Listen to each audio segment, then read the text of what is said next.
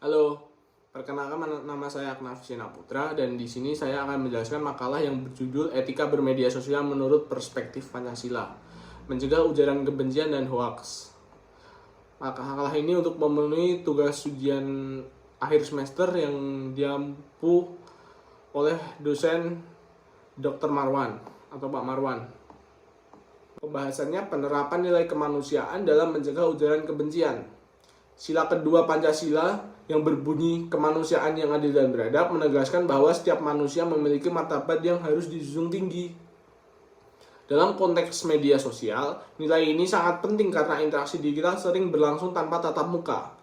Ketidakhadiran ekspresi dan intonasi membuat pesan sangat mudah disalahartikan oleh lawan bicara kita, sehingga ujaran kebencian sering muncul tanpa kita sadari. Penerapan nilai kemanusiaan dapat dilakukan dengan membiasakan diri berkomunikasi secara santun, memilih kata-kata yang tidak merendahkan, serta menghindari komentar yang menyerang fisik, identitas, atau latar belakang seseorang.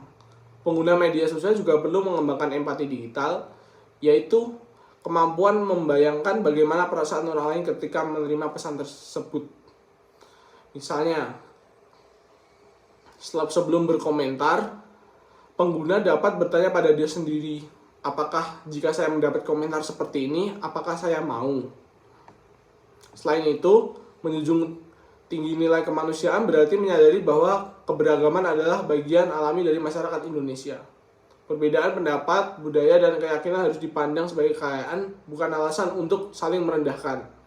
Dengan mengedepankan rasa hormat, media sosial dapat menjadi wadah interaksi positif yang memperkuat hubungan antar individu. Untuk pembahasan selanjutnya, membangun persatuan untuk mengurangi polarisasi digital. Dalam sila ketiga, Persatuan Indonesia menekankan pentingnya menjaga keutuhan dan harmoni dalam kehidupan berbangsa.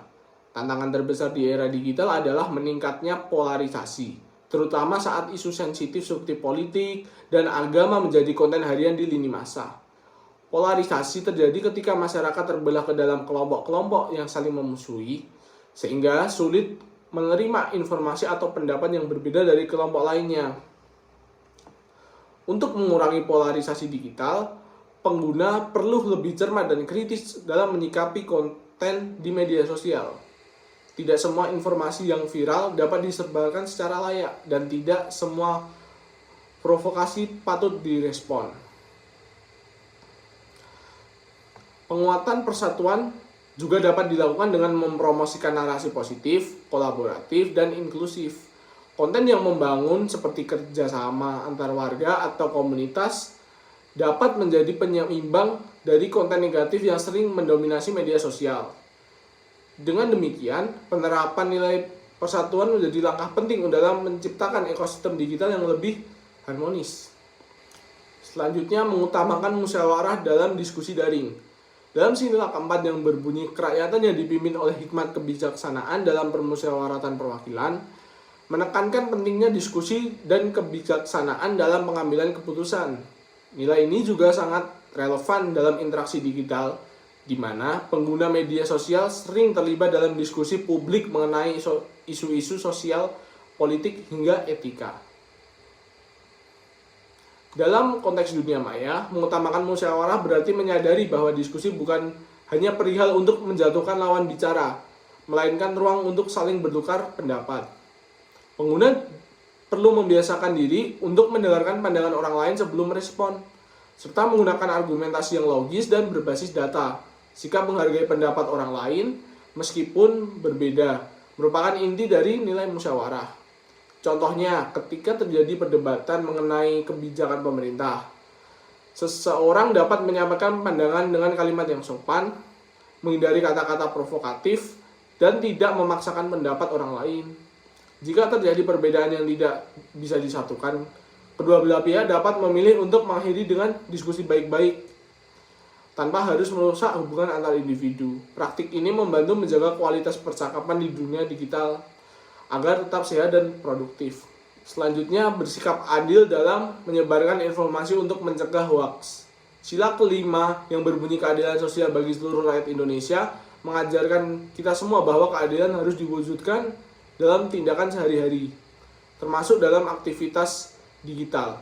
Dalam era digital yang sangat cepat, setiap pengguna memiliki peran penting sebagai penyaring informasi. Tindakan sederhana seperti memeriksa kebenaran berita sebelum membagikannya adalah bentuk nyata keadilan, karena informasi yang keliru dapat merugikan orang lain atau kelompok tertentu. Hoaks dan disinformasi sering dimanfaatkan untuk menyulut kebencian, menjatuhkan reputasi orang, atau menciptakan kecemasan publik. Dengan bersikap adil, pengguna tidak hanya menghindari penyebaran informasi palsu, tetapi juga melindungi masyarakat dari dampak negatif yang lebih luas. Tindakan seperti mengecek sumber berita, membaca informasi secara utuh, sebelum membagikannya merupakan langkah dasar yang dapat dilakukan siapa saja. Selain itu, melaporkan konten yang mengandung kebohongan adalah bagian dari kontribusi menjaga keadilan di ruang digital. Ketika semakin banyak pengguna yang berpartisipasi aktif, media sosial menjadi lingkungan yang lebih aman, sehat, dan dapat dipercaya dalam pertukaran informasi. Jadi seperti itu penjelasan makalah yang berjudul Etika Bermedia Sosial Menurut Perspektif Pancasila, Mencegah Ujaran Kebencian dan Hoaks. Terima kasih yang sudah menonton. Dadah.